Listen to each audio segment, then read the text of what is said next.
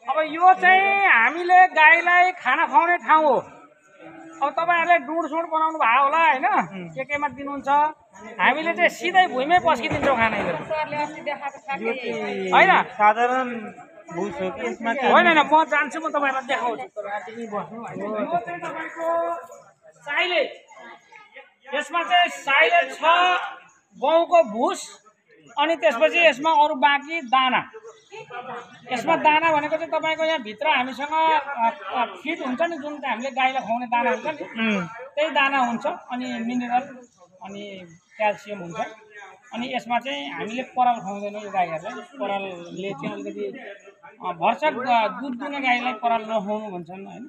Dry मेटरको लागि हामीले गहुँको भुस छ भने हामीले गहुँको भुस खुवाउँदा उत्तम हुन्छ। तर परालको मात्रा चाहिँ छैन यसमा। पराल छँदै छैन। साइलेज हो। मकै साइलेज काटेको देखाउँछु, काटेर बनाउँदैछ त्यो पनि देखाउँछु। यो चाहिँ बन्ने भनेको बोटै सहितको तपाईको तलको जरा भुइँबाट 3 इन्ची 4 इन्ची छोडेर भोगा सहित माथिसम्मको सबै काटेर त्यसलाई चाहिँ हार्भेस्ट गर्छौँ भने मसिनो मसिनो कुटी काट्छौँ हैन। कुटी भन्छौँ हामी चाहिँ यतातिर कुटी नै हो हैन। त्यो काटेर चाहिँ हामीले यसलाई चाहिँ गुन्द्रुक बनाउँछौँ। यस्तो पोका बनाएको छ, यो पोकामा पनि बन्छ एउटा हैन। अर्को चाहिँ हाम्रो उ त्यो उहाँ टायर साइड राखेर माथि राखेको नि, त्यसमा सबै यही खाना हो। हामीले चाहिँ 1 वर्षको मकै त निक्लिने भनेको चाहिँ 2-3 महिना हो। 2-3 महिना भित्रमा चाहिँ 1 वर्षको यिनीहरूलाई चाहिने जो चाहिँ खानाको गरिसक्नुपर्छ किसानले। नभए भोलिको दिनमा तपाईले मकै पनि पाउनुहुन्न। अनि उ त्यस्तो पोका किनेर ल्याउनु पर्यो भने चाहिँ तपाईहरुले 16 रुपैयाँ किन्नुपर्छ किलोको। किलोको 16 रुपैयाँ किन्नुहुन्छ। अनि भोलि गएर हामीले दुध बेचेको भन्दा महँगो पर्दैन जान्छ। त्यसले गर्दाखेरि हामी किसानले चाहिँ के गर्नुपर्छ भने जुन बेलामा मकै निक्लिन्छ त्यही बेलामा चाहिँ हामीले गाई कतिवटा पाल्नु भएको छ, एउटा गाईले 40 किलोको 35 किलोको दरले तपाईसँग हरियो घाँस कति छ, हरियो घाँस छ भने 15 किलो हरियो घाँस पनि दिनु पर्यो हैन। 2 किलो तपाईको भुस दिनु पर्यो ड्राई मेटर पुरा हुनलाई।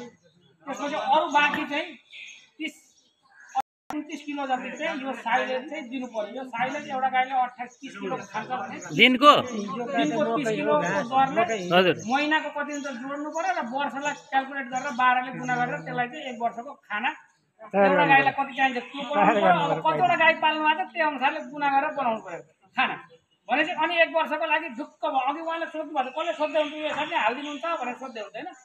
यो यसरी नै हाल्ने हो। यो बिहान 5 बजे हालिन्छ। यो बिहान 5 बजे हालेपछि यो भोलिपल्ट फेरि बिहान 5 बजे मात्रै हालिन्छ। किन त्यसो गरिन्छ भन्दाखेरि एकचोटि हालेपछि दोस्रोचोटि हाल्नलाई हामीलाई मेन पावर लाग्छ। तपाईहरुको आफै गर्नुहुन्छ, तपाईहरुलाई पैसा लाग्दैन होला। हामीले त यहाँ अर्कोचोटि अराउनु पर्यो भने पैसा तिर्नुपर्छ। त्यसकारणले गर्दा गाईलाई हामी 24 घण्टाको खाना एकैचोटि हाल्छौँ र बाँकीका मेन पावर बचाउँछौँ। अनि बाँकीका मेन पावरले पानी खान ठाउँ छ त्यही मान्छे देखाउँछ कोही तपाईको अरु काममा जान्छन् त्यही मान्छे हैन। त्यसकारणले गर्दा किसानको चाहिँ यो लाग्ने एकजना मान्छे हुन्छ लेडी, त्यसले चाहिँ बेला बेलामा यसो सार दिने काम मात्रै गर्छ। अनि पानी चाहिँ कति जना राख्नु भएको छ काम? सर पानी चाहिँ के गर्नुहुन्छ अरे? पानी चाहिँ हामीले यो वाल देख्नु भएको छ यहाँ। हजुर हजुर। वालको प्रत्येक वालमा तपाईको पानीको टप छ। अहिले देखाउँछु यहाँ। यसमा पनि पानीको टप पनि छ। त्यहाँ पानी चाहिँ एरो वाटर जहाँ चाहिँ मिनरल वाटर माथि arrow water arrow filter join भएको छ। त्यहाँ 24 घण्टा चिसो पानी जान्छ। जति गाईले खायो त्यति आफै अटोमेटिक फिल हुन्छ त्यहाँ पानी। भनेपछि हामीले पानी पनि गाईलाई बोकेर लगेर खुवाउनु पर्दैन। अटोमेटिक त्यहाँ हामीले हाम्रो ट्याङ्कीमा भरे जस्तै घरको ट्याङ्कीमा भरे जस्तै त्यहाँ ट्याङ्की छ। त्यो ट्याङ्कीमा पानी गइरहन्छ। जति गाईले खायो फेरि त्यति नै भरिन्छ। त्यहाँ अटोमेटिक हुन्छ। माथि ट्याङ्कीमा चाहिँ चढाइदिइराख्नु पर्यो पानी। त्यसमा त्यो गर्दाखेरि के हुन्छ भने गाईको मुखमा बोली हुँदैन। गाईको मुखमा बोली नभएपछि उसलाई कतिखेर प्यास लाग्छ, कतिखेर खाना खानुपर्छ, कतिखेर बस्नुपर्छ भनेपछि उनीहरूलाई थाहा हुँदैन, हामीलाई भन्दैन। त्यसकारणले गर्दा कुनै पनि गाई बाँधेको छैन। सबै गाई स्वतन्त्र खुक्क रूपमा छ। यिनीहरूलाई बस्न मन लाग्यो भने बस्छन्, खान मन लाग्यो भने आएर यहाँ खाने। त्यसपछि गएर उता खेलकुद गरेर खाउँ भनेको त्यो अघि कसले सोध्दै हुन्छ त्यहाँ बालुवा हो के हो भनेर सोध्नु। त्यहाँभित्र बालुवै हालेको छ।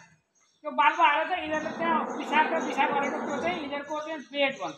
हामीले डस्न आउँछ जस्तो। अनि त्यहाँ चाहिँ यिनीहरूलाई रमाइलो हुन्छ। खुनमा चोटपटक लाग्दैन। अहिले घाम छ, अहिले त जाँदैनन् त्यहाँ होइन। भरे बेलुका सबै गाई यहाँ कुनै पनि बस्दैन, सबै बाहिर हो। आफै त्यहाँ खुल्ला छ, त्यहाँ सबैको ठाउँ ठाउँ छ जाने। प्रत्येक यो क्याटेगोरी छुट्याएर राख्यो। गाईहरूलाई पनि अलग अलग खाना हुन्छ यसको फेरि। त्यहाँ बाँसबाट घेरेको छ, बाँसबाट घेरेको अलग अलग खाना हुन्छ, यतापट्टि राखेको अलग खाना हुन्छ। त्यसपछि किन यसो गर्छ भन्दाखेरि सबैभन्दा बढी दुध दिने गाईलाई एक ठाउँमा राखिन्छ, किनभने जसले बढी दुध दिन्छ त्यसलाई खुवाउनु पनि बढी पर्छ होइन। त्यस कारणले गर्दाखेरि त्यो अनुसारको हामीले क्याटेगोरी छुट्याएर राखेको हुन्छौँ। धेरै दुध दिने 30 लिटरलाई एक ठाउँमा, 40 लिटरलाई एक ठाउँमा, 20 लिटरलाई एक ठाउँमा, त्यसरी छुट्याएर राख्दाखेरि चाहिँ ब्याउनेलाई अलग्गै, ब्याउनेको खानै फरक हुन्छ। अनि बिमारी यो गाईलाई बिमारी हुने सम्भावना कतिको हुन्छ? गाई बिरामी हुन्छन् होइन।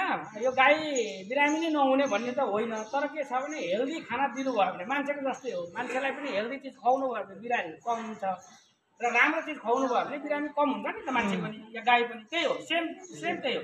गाईलाई पनि हामीले डाइट ब्यालेन्स दिनु पर्यो भनेको मतलब सबै चिज यसलाई पूर्ति हुने। अब हामी किसानलाई चाहिँ के थाहा हुँदैन भने हामी चाहिँ ड्राई मेटर कति दिनुपर्ने, अनि ग्रिन फोडर कति दिनुपर्ने, हरियो घाँस कति दिनुपर्ने, साइलेज कति दिनुपर्ने, भुसा कति दिनुपर्ने थाहा हुँदैन। हामी चाहिँ के गर्छौँ भने अब यो गाईले 20 लिटर दुध दिइरहेछ भनेपछि हामीले अब यसलाई कति दाना दिनुपर्ने कुरा चाहिँ बुझ्नु पर्यो पहिला होइन। त्योभन्दा 1 किलो पनि या आधी किलो पनि तपाईँले खुवाउनु भयो भने